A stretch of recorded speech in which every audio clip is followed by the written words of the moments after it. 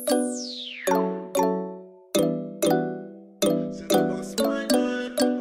guys, I hope you're well. Welcome to my channel. So in today's video I am doing a highly requested video. It's been requested for ages and I don't know why I've been putting it off. I feel like maybe it's because I haven't tried a wide range of drugstore products to be filming this video. So I thought, let me just film it for you guys since you guys requested. So basically I'm going to give you my thoughts on all the foundations that I have. There are 10 foundations I'm going to go through. Yep, hell of a lot of foundations, so it's going to be a pretty long video.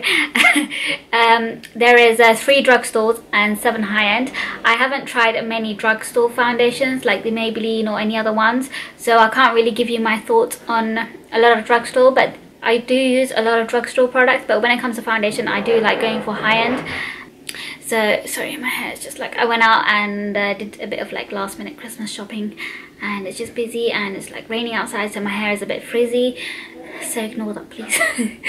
So yeah, I'm going to give you my thoughts and go through each and every one of the foundation, like what it's like, the wear, how the finish, if it's good for oily skin, dry skin, whatnot. But I'm not going to try all of them on my face today because on camera they all look pretty much the same, so there's no point trying it all on camera. So I'm going to start with drugstore since I only have 3 of them, and that'll be a lot more quicker. So this one is my top current favorite. I wear this every day and it's the NYX Can't Stop Won't Stop foundation. I'm actually wearing it right now and I've worn this foundation for at least since this morning, say 8 o'clock. So it's right now 2:30, so almost 6 hours, and I feel like my skin still looks flawless. It's still a bit shiny on the forehead, but that's normal with all the foundations that I wear, and it's not too orangey undertone. And the thing I love about this foundation is that it doesn't crease around the mouth. Like with most foundation I get creasing around the smile lines, which is annoying, whereas this one I don't get it at all. That's why I love this foundation, and I'm in the shade Almond. It's medium to full coverage and it's super affordable. Next foundation is this MILANI Conceal and Perfect foundation. I think this was my first drugstore foundation before the Maybelline the Dream Matte foundation. That was my first ever one when I was in high school, but after that this was my first like proper liquid foundation. I got the shade Golden Tan.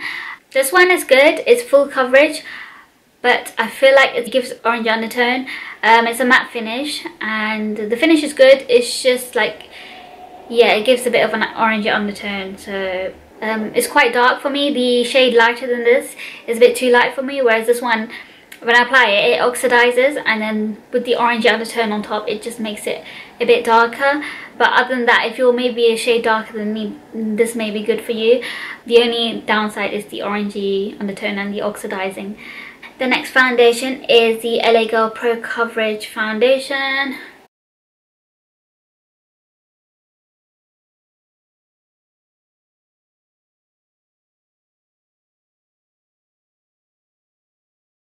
So I'm going to move on to high-end. This is going to be like in no particular order. Starting off with the Urban Decay All Nighter foundation. As you can see, this one is like almost finished. What I like about this, it uses up all the foundation. Like you've got no remaining foundation once you've pumped it all up to the top.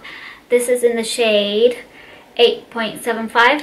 With this one, when I used to work in Debenhams, I used to wear this for work and I used to get a lot of compliments on it. It gives a matte finish and a flawless finish. It's a full coverage foundation. The only downside is it gives an orange undertone, so I had to use like a lighter concealer to kind of tone it down. But other than that, it gives a flawless finish. I love the concealer version of this. Like I love. The All Nighter concealer is literally the best concealer I've ever worn, and I love that to death. Like I only use it for like special occasions. This is basically like the concealer version. They both do oxidize a bit, so I do recommend going maybe for a lighter shade. But yeah, well, I got a lot of compliments. It's full coverage. If you like a matte finish, and this is definitely for you. And yeah, this is basically like the concealer but in a foundation bottle. So yeah, the next foundation is actually my first ever high-end foundation. I've had this for years. I think I've repurchased this foundation. It's the NARS Sheer Glow foundation. I got the shade CADIZ. I think because it was my first ever high-end foundation, I was just so in love with it. And again, with this foundation, I did also get a lot of compliments. It gives it's a light to medium coverage. I wouldn't say sheer, but it's like a light to medium coverage. And when I used to work in Subway, and Subway is like super hot, a lot of customers used to compliment on my face. They used to say how my skin is glowing and healthy. I think it's mainly because my skin used to get oily quite often in Subway. It just gives like a natural nice glow throughout the day when your skin starts to kind of get a bit more sweaty which looks good. I mean, I got a lot of compliments when I wore this in Subway. This is like the OG foundation, which used to be so popular on YouTube. But the only thing about this is the applicator. I think you have to pay extra to buy the pump, so it doesn't come with an applicator, but that's the only downside about this product. So the next one is the Armani Luminous Silk Foundation. I'm in the shade 9. So this foundation is my favorite high-end foundation for that light coverage, for luminous, glowy, natural looking skin without the orange undertone. It has a cool undertone to it, and it just looks so natural and it makes your skin look glowy. Good for the summer. It's very lightweight. It's quite runny, but yeah, that's what I like about it. It's perfect for the summer and it's not like an orangey finish. So yeah, if you're into foundations that give an orangey undertone or the full coverage foundation, then this is for you. This is quite light coverage. It is buildable, it's light coverage, and it just looks really natural. It's like just glowy skin like finish. So the next foundation is the Too Faced Born This Way foundation. So this is the newest addition to my foundation family. I only bought this I think a month ago. I rarely used it, don't get me wrong, I do love this foundation. I got the shade Honey, and this is a perfect cool tone, but the only downside is I feel like this is one shade lighter for me. I mean, I can still pull it off once I contour and highlight. I can still pull it off, but I would still go for maybe a shade darker. I feel like this is kind of similar to the Armani. It's light coverage and it looks really natural. So I mean, it's called Born This Way because it's meant to look like natural skin, like you were born this way with the skin. So I definitely highly recommend getting this foundation, and make sure you get the right shade, not like me. But they do have warm tone options for those who like the orangey finish, but obviously I personally don't like that. So yeah, I got this. Next foundation is the Huda Beauty Faux Filter foundation. I got the shade Gingerbread. I did do a whole review on this foundation. This is a matte finish and it's full coverage, and I used to wear this every day. The only downside is that this does oxidize quite a bit. Once you conceal and contour, it should be fine, but this gives that matte finish and a flawless finish.